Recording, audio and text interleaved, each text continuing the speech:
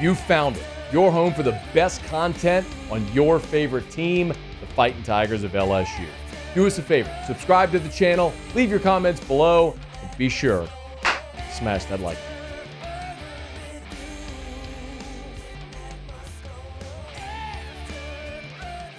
Sometimes when you get more information on something, you change the way you feel about something.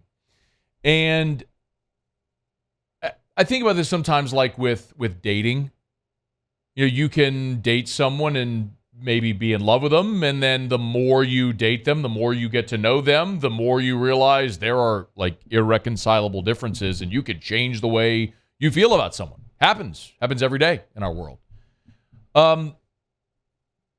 I've gotten more information about, I feel like now with a larger sample, about these season openers in the kickoff classics and the necessity of playing a week 0 game or anything like that. In this case, this was a big conversation a year ago because Florida State played a week 0 game against Duquesne, and LSU did not play a week 0 game.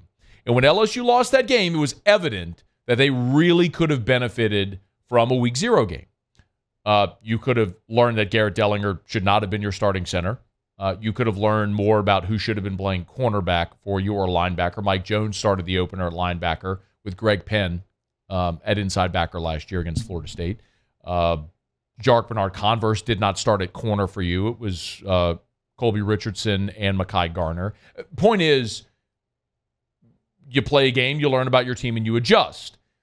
And my point had been forever about the week 0 thing. I mean, we saw LSU for this long stretch never lose an opener.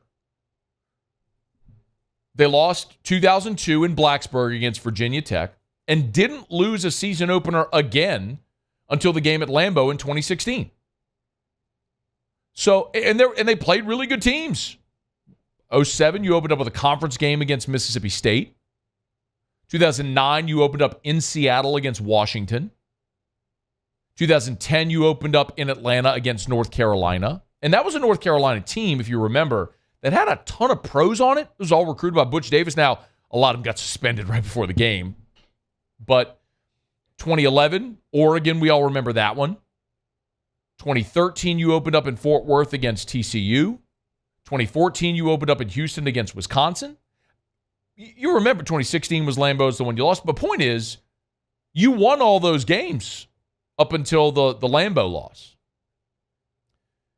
And so my feeling was always, you don't need a tune-up game. Look at all the ones LSU's won over the years. Just be ready to play. But we've seen now 4 consecutive years LSU lose their season opener. And it is crystal clear, or should be, it is to me anyway, that there is a distinct advantage of playing that tune-up game.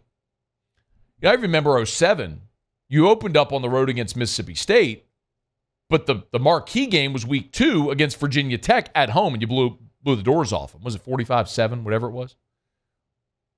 And it helped having played already once. What's the old adage, right? The old axiom in football, the biggest improvement week 1 to week 2. I'm not telling you that if LSU had played Grambling in week 0, LSU beats Florida State. I don't know. It's impossible to know that. And look, if LSU had played Grambling in week 0, you would have had Mason Smith available for the Florida State game, presumably.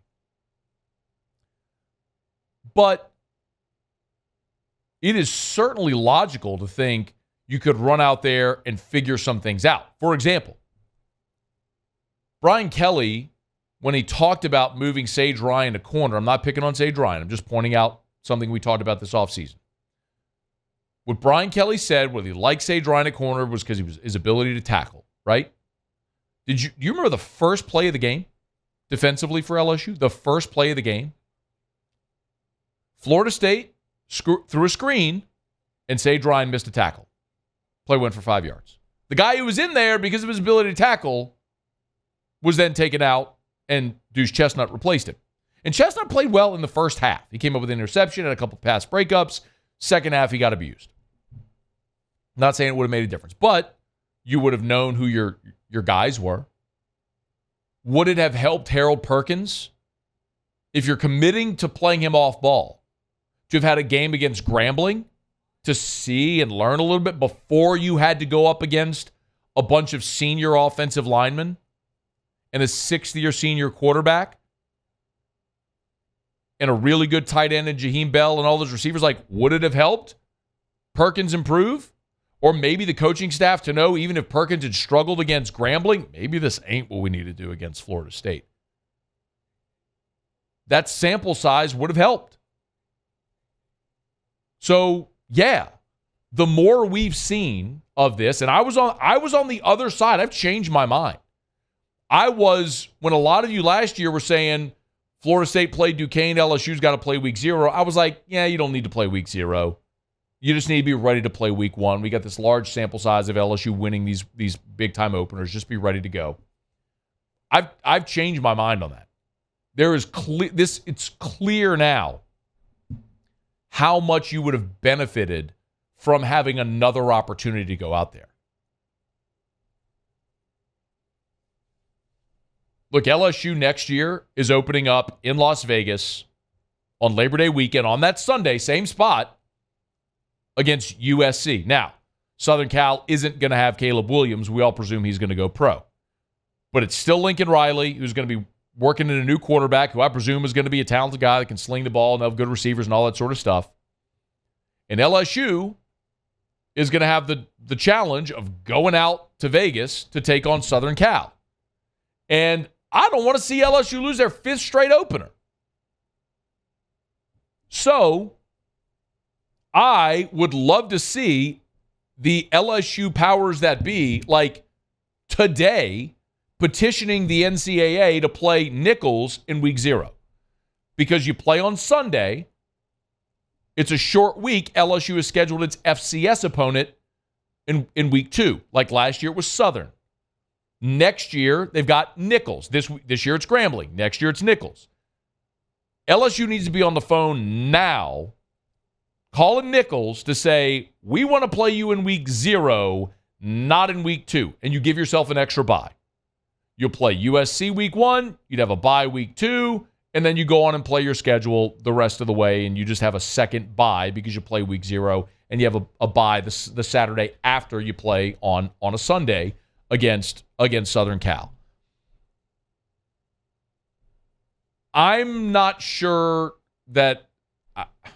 Now, to be clear, you can't just change the schedule. In order to play week 0, you've got to petition the NCAA. And there's 2 reasons why. Number 1 is TV, and number 2 is the Hawaii rule. If you got to go play Hawaii in week 0, or if you go play Hawaii they'll let you play week 0 because of all the travel. So like Vanderbilt played Hawaii last year in Hawaii, they played in Nashville this year, week 0. So, and then obviously Vanderbilt this week played an FCS opponent in, I believe it was Alabama, A&M. But anyway, you're not going to have Hawaii on the schedule next year, but you have an FCS opponent, and maybe you could petition the NCAA to say, hey, look, we're willing to play week 0 for a TV game. Let's go do it before you play Southern Cal. At this point, that feels like a no-brainer. Give your team an opportunity for a dress rehearsal before you go to Las Vegas and play Southern Cal next year. Because quite honestly, I don't want to be sitting here on Labor Day next year doing the same damn show for a 5th consecutive year of LSU losing a season opener. So see, I can admit, I can be convinced sometimes of certain. Hey, thanks so much for watching. Please leave your comments. I love to interact, and be sure to hit the red subscribe button below.